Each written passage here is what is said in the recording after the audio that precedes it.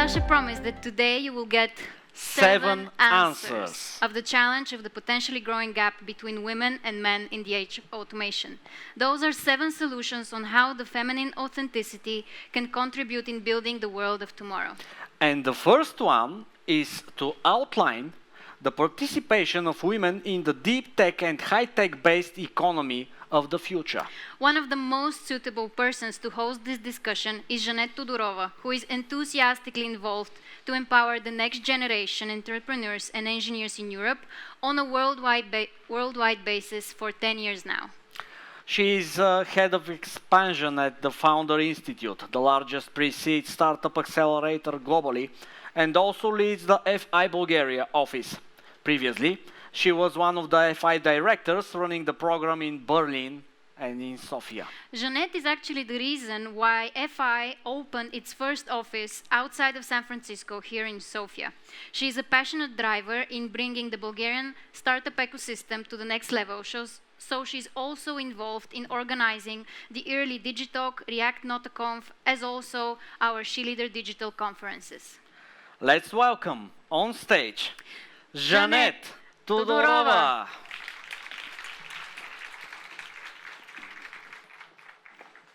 Thank you. Thanks for the great introduction. Welcome, everyone. This is going to be our first panel for the day. As promised, we're going to give you one potential solution how to engage more women in this future of automation. We don't know what to expect, but we have invited some amazing leaders from global technology companies to provide their thoughts and share today with us. We would be also very happy if you send us your questions so that we will have some time in the end of the panel to also refer to those. So now I would like to invite on stage our guest panelists, Lilia Messechkova, Alex Popov, Mariya Andonova, Alexandrina Gindeva.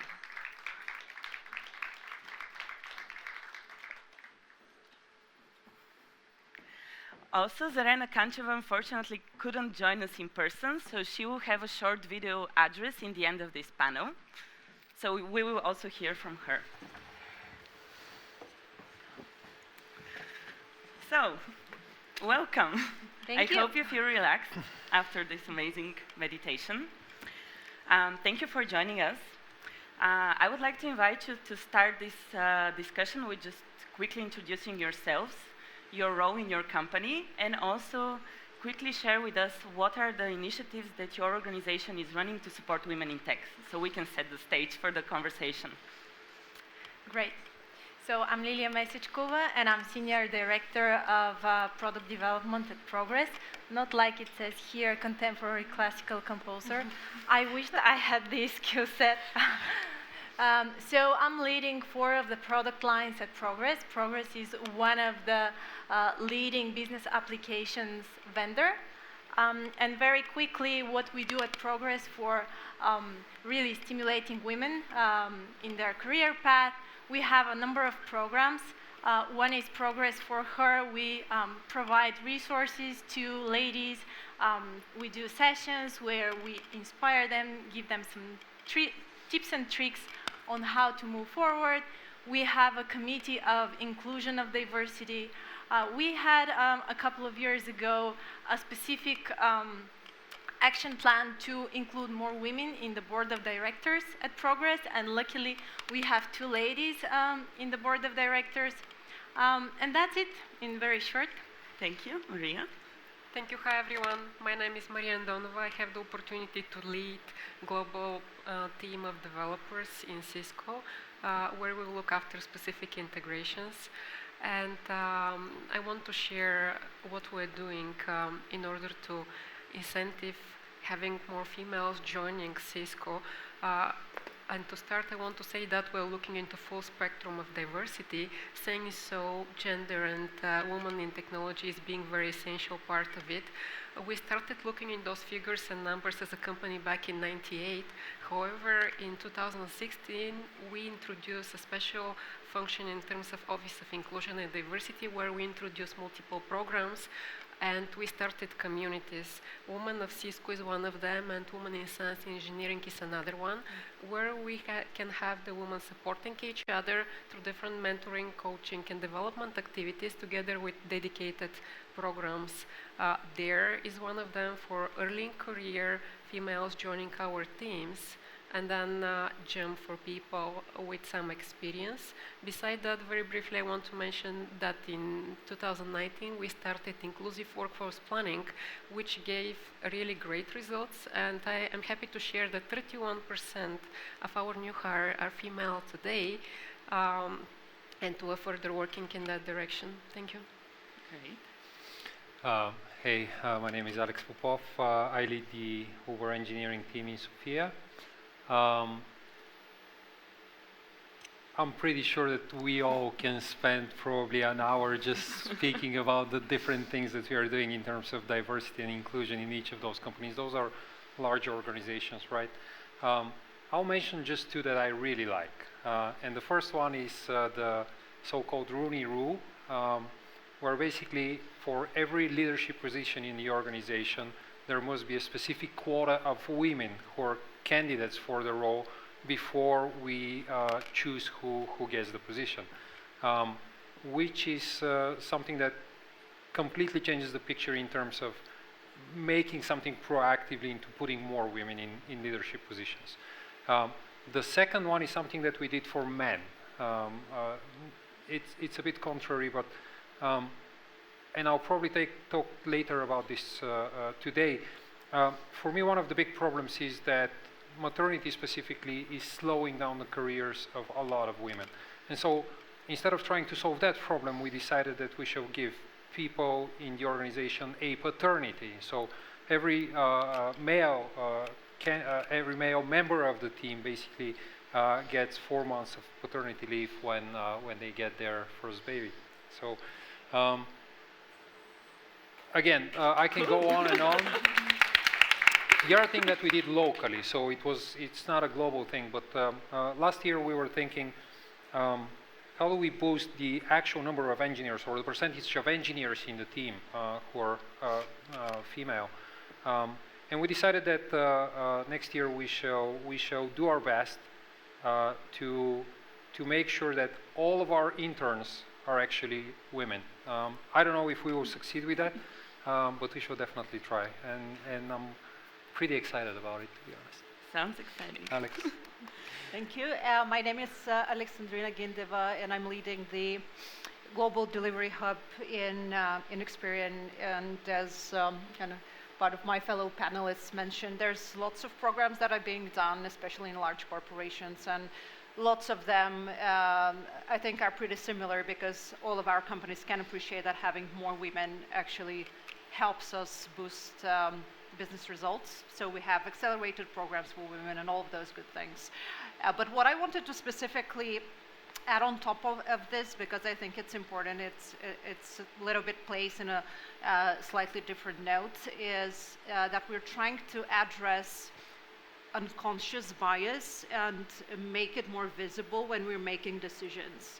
And what I mean by that, I was really surprised myself when last time we were looking at people we were promoting and the yearly ratings we were assigning to people. So when we started looking at numbers like male by female ratio, you kind of start seeing some patterns and you start appreciating that probably there's some internal bias within your own heads that you're not conscious of, and you're seeing trends that probably sometimes the way you're thinking about ratings is you're giving slightly higher ratings to men as opposed to women. So when you actually make those numbers visible to yourself, and you're able to make informed decisions how you look at things, I think it really helps you solve things that are really unconscious in your own heads. And just one other thing, because we mentioned paternity, and I also think it's something that we need to be more focused on, and it's about helping women when they come back from maternity, because we're seeing really increased levels of attrition in the first year after they come back. So we're targeting the way we're kind of helping them. And we're helping them with more flexible hours. And if someone wants to come back, like working just 10 hours a week, that's fine. So that's also something that I thought might be a good thing to add. Awesome. Great. So it's really optimistic to hear that all of these global organizations are actually driving some amazing initiatives. I would like to now dive deeper in the deep tech topic. So all of you represent companies that are working on the cutting edge of technology. I would like to know what's your view about the future of automation? Are we going to be taken over by robots? Are we going to lose our jobs overnight? So what's your vision, and are you preparing for this? Maybe Lilia? Yes, thanks. So there is a desire for better life and better living. So automation is coming to help with that. The design, the solutions that it will bring is going to be in that direction. So how we are preparing, we need to engage as other speakers before said, that we need to engage everyone in this journey to design the future, and we need people to have the skill set, the flexibility, and the access to all the opportunities in the era of automation. What the work means in the future will have to be redefined, and everyone should participate in that. How we prepare at Progress is really thinking about the machine learning, artificial intelligence in the products that we deliver. Recently, we needed to hire data scientists as part of our team, and I'm really happy that this happened to be a lady. But there were many participants at the interviews, men and women, and she really came to be the best candidate. But in that direction, we are seeing diversity, and it's about data scientists, machine learning, and artificial intelligence. Thanks. Mariya, you shared something very interesting in our previous conversation on the topic. So maybe can you tell us more about your vision if this is going to be a rapid change, or maybe companies will kind of control the pace of this transition? Absolutely, thank you, Janet. Well, automation is here. Technology is going to drive the way for sure in the future. However, that transition, to my opinion, is going to be paced by the effort and the possibility to adopt it from economical perspective on one side and from social perspective. Because if we can take very simple examples like production line companies, car manufacturing, for instance, we can automate most of those production lines even today. That will mean that we're going to live on the street thousands of people, and we would expect those people to effectively consume the product of this automation and economical drive. And there is no way that this happens by the end of the day if we don't support those people, if don't help them transform their knowledge, skills, so they become relevant. We open new positions where they're going to be able to work in those companies. So to my opinion, it's going to be paced effort where the social and economic and environment, again, are going to be critical of the adoption of the new technology. Thanks. Alex? I'm a bit of a contrarian here. First of all, it's yet another revolution in our history. And if we look back, like the invention of farming and the Industrial Revolution, all of those led to periods of time where we were under a lot of stress. But they've also created something good, right? They freed up a lot of resources for people who were before that involved into just producing the food they eat and nothing else, to start doing a lot of other things. And this led to an exponential growth and evolution in our ability to do science, to do technology, to do art. And so if we look back and try to predict what is happening today, yes, AI is going to replace a lot of us. But is that a bad thing, really?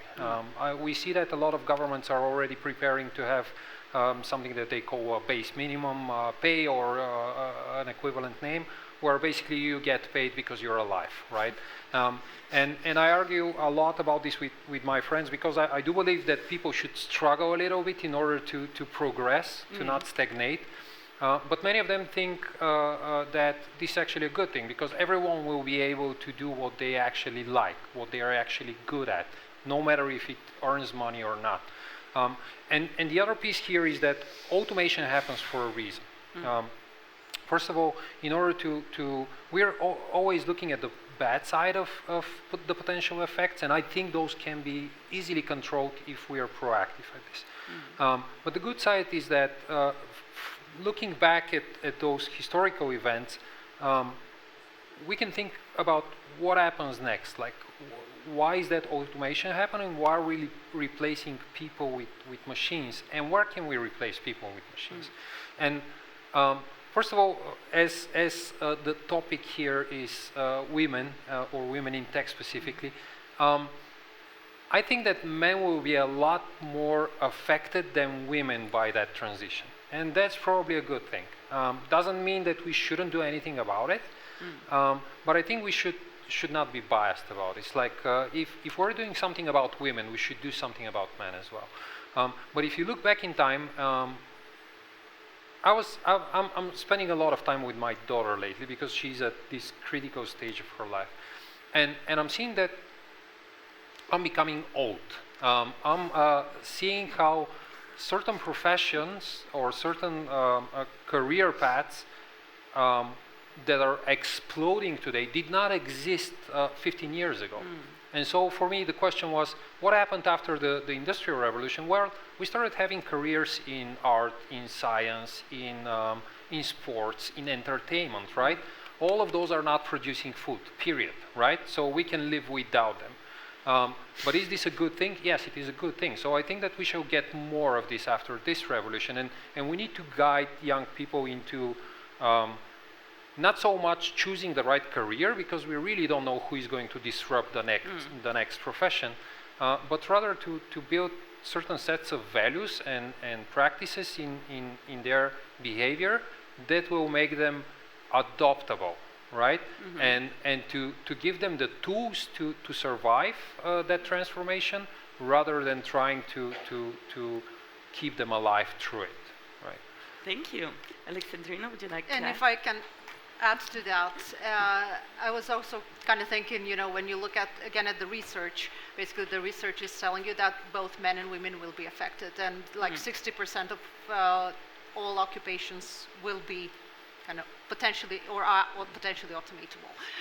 What this means is actually that we obviously need to prepare the young for the future, which is kind of one part of the equation, but the other part of the equation, we need to help those people, both men and women, who will need to change. We need to help them change, and we need to help them prepare for that, right? And that's why I think it's really critical. And the other thing we know, that's why we shouldn't be looking at things from a negative perspective. So we know that there will be new jobs and new opportunities created, opening.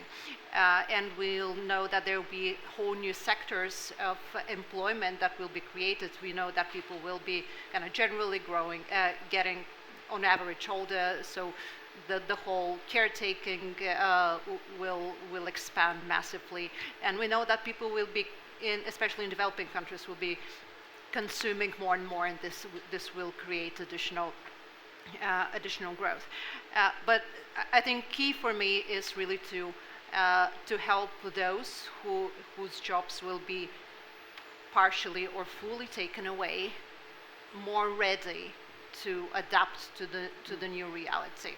And that's why I think I think the business needs to be thinking about it, because when we say there's a gap and there's kind of more demand for people to be working in the IT industry than there's supply, we need to be thinking how we're leveraging those people, and how are we leveraging skills that they have acquired previously that we can build upon, and how they can add value. That's why I think we need to focus our efforts in cross-skilling, upskilling them, and seeing how we can help them become relevant, plus help the business grow. And I think they also need the good examples.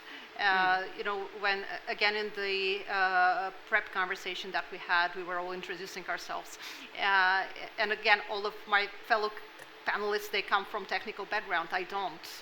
Like, I come from a totally different background. And one of the things I wanted to use the opportunity here is to actually kind of tell everybody that it's not, if you haven't chosen it when you were like 18, it's a no-go. That's all, you're doomed. It's not at all like that. If you have the mindset and you want to try new things, it's out there for you. So you can always do it. Absolutely. Thank you so much for sharing this. And I have a follow-up question. Because jobs in deep tech are not only engineering jobs, and we already kind of briefly touched upon it. So maybe can you give us some hints? There are many young people here who are listening and also on the live stream. So what would be the skills of the future? What are the roles that we expect to appear? And maybe the more specific you could be, the better. Maybe like Alexandrina? Well, I kind of touched on that a little bit already. And we know that all types of roles will be becoming more demanding technically, but I think there's another element that we're not mentioning, that this will need to be tied to, I think, the people who understand other people and can communicate will be really in demand, right? Because as everybody stays isolated, and we felt that when we were being isolated for months, you know, that people skill is really important. And I think that will be less and less present in younger people, but increasingly in demand, because each and every one of us will really need to try and find a way to communicate to others. But as you communicate less in person, it will become more difficult for some. So I think, like it will become technically more demanding, it will be also become, the interpersonal skill will also become more and more important. So psychologists equipped with many, many tools, in short. Anyone else would like to share the future of skills or jobs? Yeah, I just wanted to add on top of what Alexandrina said, that creativity is going to be essential of designing this new world. What we automate, we need to understand people's behavior, how that's usable. So all the careers that are creative, like user experience and so forth, will continue to be very important in this new future of automation. Empathy, again, to build on top of the psychologist aspect, it is important to really have this empathy when you are designing a solution, when you need to solve a specific need. You know that most successful solutions are done by people who have experienced the problem themselves. Let me step on that and just add on the social and emotional intelligence as such, because yes, machines can definitely perform order actions, and basically we're going to have the right people define this order. However, people work with people today, and we need to be able to understand the social state of our peers, the best way to work with them. In that respect, IT is going to be very relevant. Technology is going to be key, and we're going to need a lot more deep technical skills to drive this transition. However, again, there are going to be many other functions. We are going to have product managers that are going to define those.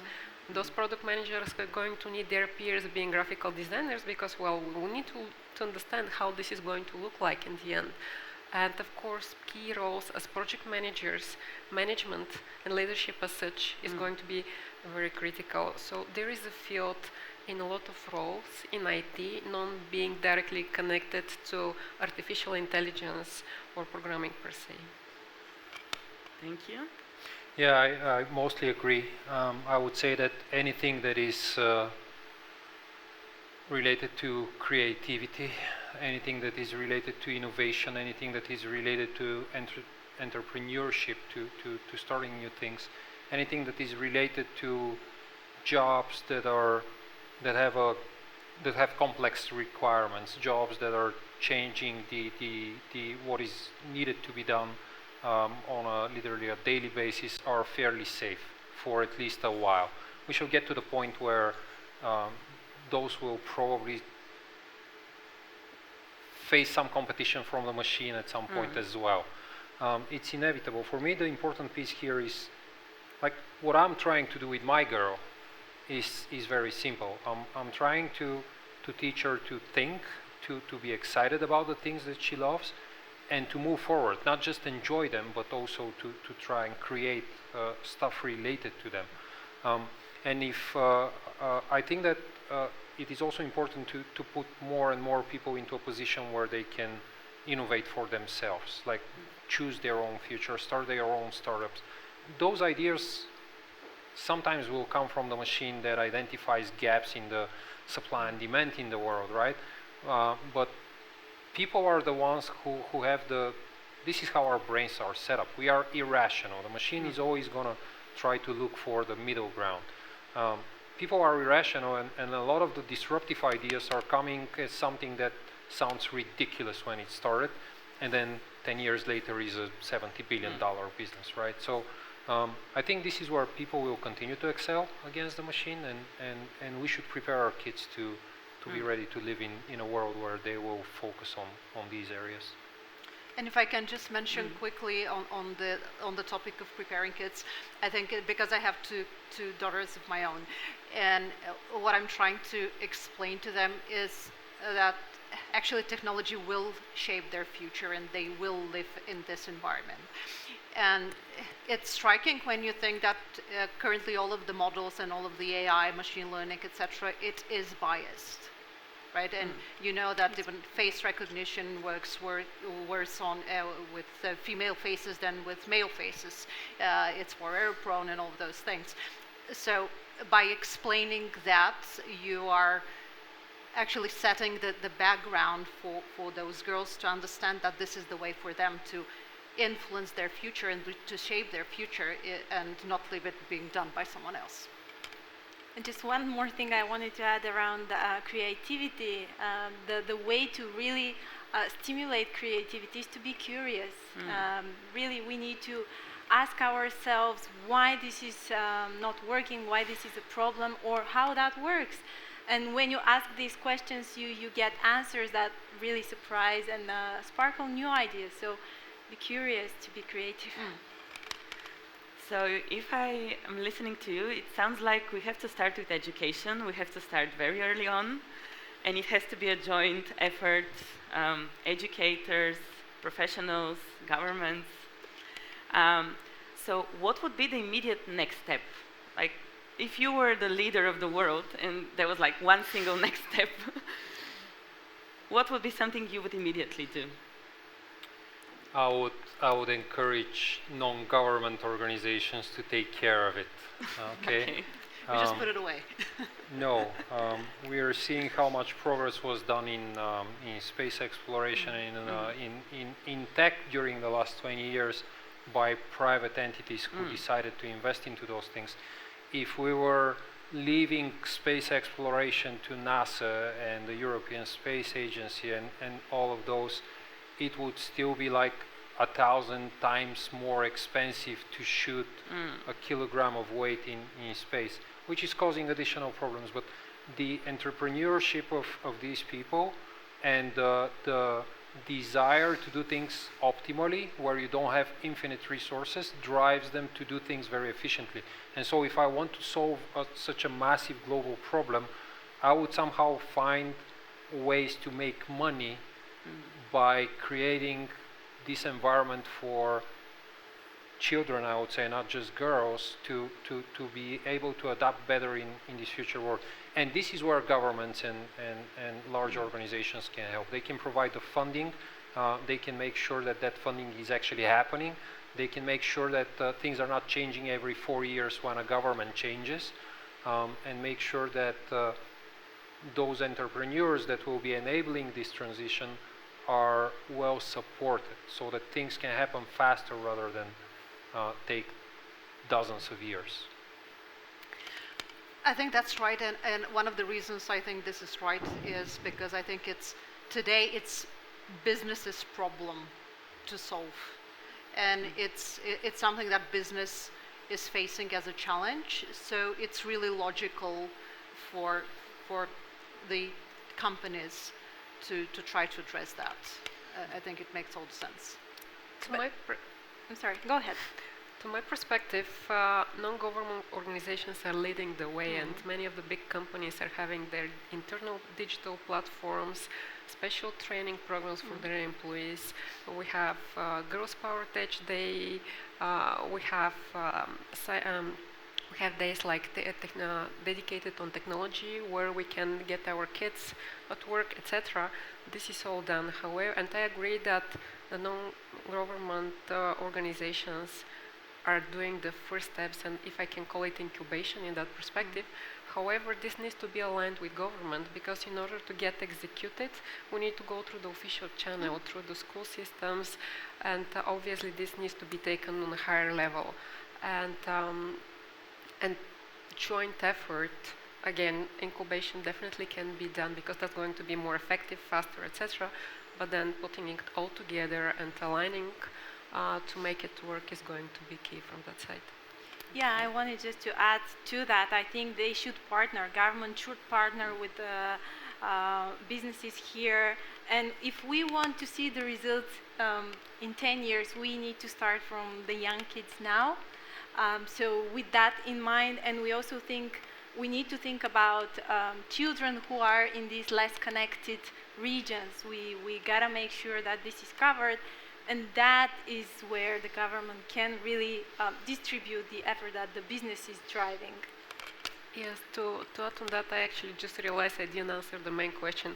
If I have the power to start from somewhere today, I'll go to schools as early in the stage where we can give confidence, especially to the girls in their development, because most of them, based on bias, based on society and the environment that we're living today, they're going to step away from those opportunities, just to show all the kids that it's actually, it might be passionate, it might be easy, it doesn't sound and look like as complex and such. So starting early with STEM programs and show the way that they can develop their skills in science and different paths in maths, etc.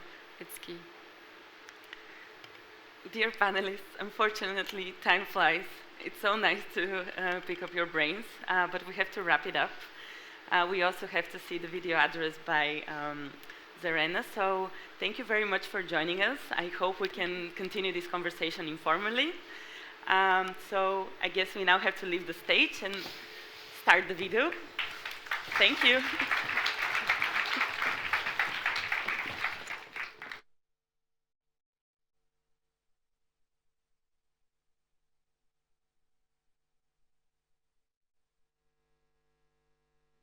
I'm in charge of Rakuten Viber's marketing strategy in Europe.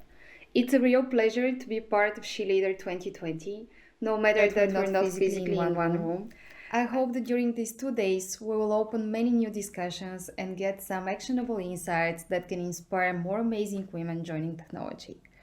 Talking about women in technology and business, somehow we still end up fighting a range of stereotypes and misconceptions alongside prejudices and inequality. We've all heard labeling STEM professionals like nerdy or antisocial, not fun, even cold and less emotional. And on the other hand, we tend to label the industry itself as being exceptionally hard to enter, something that's only for a close circle of the brightest, the most brilliant minds only.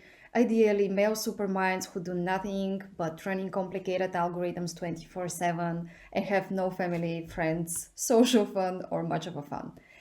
It's fact that globally in tech there are more men than women. It's a known fact, and especially at senior positions. Still, as a business person working in the tech industry for about 7 years now, I've met hundreds of marvelous women working in deep tech, design, business and communications all around the globe, and none of them fall in that stereotype. Tech industry is not this big scary thing you have to be a genius to come into. It's run by human beings, normal people who are often involved in a process of innovation, creativity, and integrity. And I believe that for many young women, it's also hard at that, even at that moment of time, to consider tech as a career path because they don't have the confidence that they are smart enough, that they are geeky enough, nerdy enough, or anything else, that they are not enough to join it. While we should start educating people in the labor market that apart from the literacy that technology as an industry requires, like any other career, this industry also needs basic skills that are super common, like problem solving, critical thinking, creativity, empathy, teamwork, intuition, and guts that has nothing to do with our gender. And at the same time, people still tend to have specific expectations when they hear woman engineer or a woman in a senior position in tech business.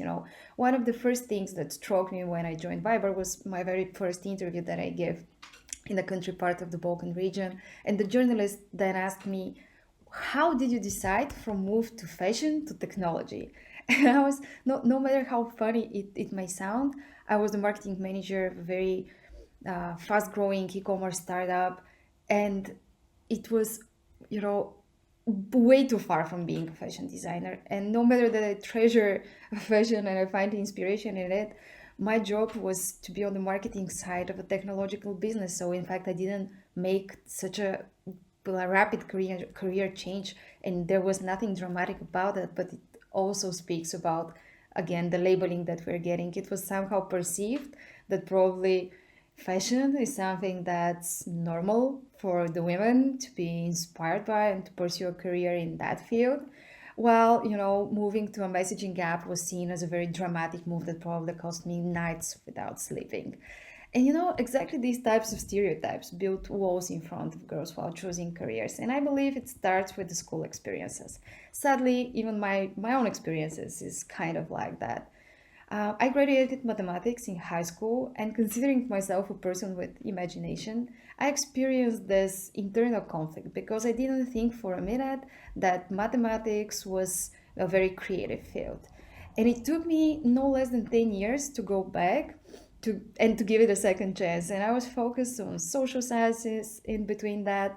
Well, now I look in a very different way in data and in mathematics and science. It's kind of a normal process, I guess. And now I honestly find inspiration in my daily work routine related to what I've learned during this period of time. But I'm also happy to see that this model is changing lately. I think that more women are starting at a very young age to be involved in activities that present science and mathematics and STEM careers as something more attractive. Still, I think that we need to have more examples of successful women in technology and examples of businesses demonstrating diversity and inclusion at work. At Viber, we are proud to have a gender balance, and I think this is one of the reasons for our success as a company. We have a chief revenue officer who is a woman. We're having a lady who is in charge of our marketing growth as chief growth officer. And we have many amazing women at a senior position. Even in our team in Sofia, we still have more women than men. And of course, we do encourage everyone who experiences any sort of discrimination or sexism at work to report it, because it's against the values that we have. And it's true that the global economy is changing. We are experiencing such a rapid shift. Almost overnight, when the pandemic burst out, we had to go into a full digitalization in many aspects of life. But what also happened was that for many women, this meant that they need to stay at home, again, taking care of their kids. But what was different this time is that they stayed at home with their partners. And for many couples, this meant a shared responsibility because they were physically stuck in the same place. And no matter how horrible is everything that happened during the past months, I still think that there are positive consequences and positive results. And one of them probably will be the fact that we will have a better equality at home and also respectively at work because of that. current jobs will change. They will evolve, they will modify, and for some people this might seem like a scary thing. But on another note, while manual labor and repetitive tasks will be soon overtaken by technology, this will make space for much more creative tasks people can do at their jobs. It's our goal and a challenge as a society to build confidence at first place, as I said, at all young women, that they can and they will be part of this new labor market and they can do amazing stuff in technology, bringing in integrity, empathy, self-care, care for the others, and maybe even some better ethical standards that we have. I believe that technology and automation will make it possible to optimize our activities, and eventually we will build new careers that will be even more human and humane at its core than ever before. Thank you so much. I hope that you will have an amazing experience during these 2 days, and I can't wait to meet you in person next time. Thank you.